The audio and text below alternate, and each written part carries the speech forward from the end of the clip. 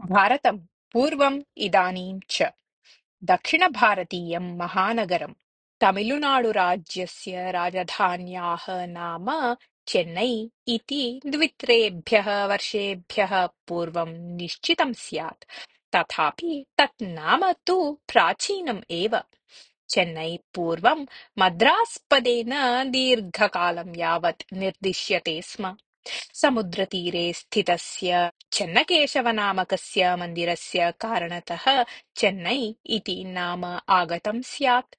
East India संस्थाजनाः दुर्गनिर्माणोद्देशेन तत् मन्दिरं नाशितवन्तः। आङ्ग्लाः स्ववसत्यर्थम् उपनिवेशान् निर्मातुं दण्डनायकात् दमराला वेङ्कटप्पात् भूमिं क्रीतवन्तः। वेङ्कटप्पः सूचितवान् यत् भवद्भिः निर्मीयमाणा वसतिः मम पितुः चेन्नप्पनायकस्य नाम्ना निर्देष्टव्या इति। चेन्नप्पनामसम्बन्धात् चेन्नई नाम आगतम् इति वदति अपरा कथा। मद्रास् पदस्य सम्बन्धः कैः पदैः अस्ति इति स्पष्टतया न ज्ञायते। मुस्लिं शालायाः मदरसातः तत् सम्बन्धम् उत मुस्लिं नायकस्य मदरासनस्य नाम्ना अथवा पोर्चुगलीयात् प्रसिद्धात् मदेरा परिवारात् इति तु न स्पष्टम् अद्यावधि। चेन्नईनगरं दिल्ली, वाराणसी, काञ्ची प्रभृतीनि नगराणि इव अतिपुरातनं न चेदपि प्राचीनेतिहाससम्बन्धः तु तस्य अस्ति एव। 2000 वर्षेभ्यः पूर्वं तिरुवल्लुवरः नाम तमिळ् महाकविः अत्र मायलापुरनामके स्थाने निवसति स्म। सः तिरुक्कुरुल् नामकं श्रेष्ठं तत्त्वग्रन्थं रचितवान्, यश्च पञ्चमवेदत्वेन परिगण्यते क्वचित्। तिरुवल्लुवरः कश्चनः उदात्तजीवी कविः। कदाचित् तस्य पत्नी कूपात् जलम् उद्धरन्ती आसीत्।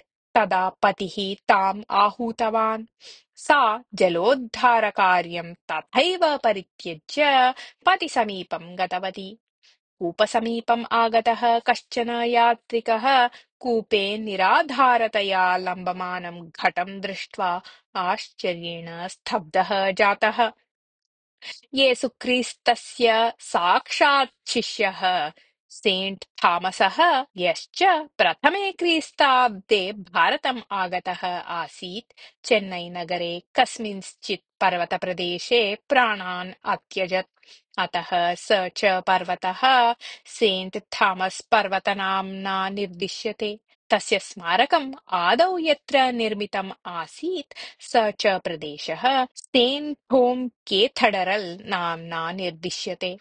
सप्तदशे शतके ईस्ट् इण्डिया संस्था चेन्नईनगरं स्ववाणिज्यकेन्द्रम् अकरोत्। आदौ आङ्ग्लेयाः समुद्रतीरे पर्यकुटीरेषु वसन्ति स्म, किन्तु गच्छता कालेन ते दुर्गं निर्माय भवनेषु वासम् आरब्धवन्तः। मायलापुरे स्थितं कपालेश्वरमन्दिरम्, ट्रिप्लिकेन प्रदेशे स्थितं पार्थसारथिमन्दिरं च अत्र दर्शनयोग्यम् अस्ति। अडयार् प्रदेशे अन्ताराष्ट्रियायाः थियासोफिकल् सोसैटी नामिकायाः संस्थायाः मुख्यालयः अस्ति, यश्च अध्ययन-संशोधनादिनिमित्तं ख्यातम् अस्ति। 40 लक्षमितजनसङ्ख्यया युक्तस्य समुद्रतीरे स्थितस्य चेन्नईनगरस्य विविधपार्श्वेषु दर्शनीयानि स्थलानि सन्ति बहूनि। चोलमण्डलनामके आधुनिकग्रामे प्रतिभावन्तः कलाकाराः एव वसन्ति। तेषां कृतीनां स्थिरप्रदर्शिनी व्यवस्थाप्यते तत्र। चेन्नईतः अनतिदूरे समुद्रतीरे महाबलिपुरम् अस्ति, यच्च मूर्तिकलार्थम् अखण्डितशिलास्मारकार्थं च ख्यातम् अस्ति। चेन्नईनगरे आधिक्येन उपयुज्यते तमिळुभाषा। सा अतिप्राचीना समृद्धा च। एतस्य भाषया बहवः महानुभावाः अनेकान् अपूर्वान् ग्रन्थान् लिखितवन्तः दृश्यन्ते। अस्मिन् नगरे अन्यभाषाभाषिणः अपि वसन्ति एव। भारतस्य सर्वराज्यीयाः अपि अत्र सन्ति इति यदि वदेम तर्हि न हि सा अतिशयोक्तिः भवेत्। विविधभाषाभाषिणः परस्परसौहार्देन व्यवहरन्तः भारतीयत्वं स्मरन्तः सुखेन वसन्ति अत्र।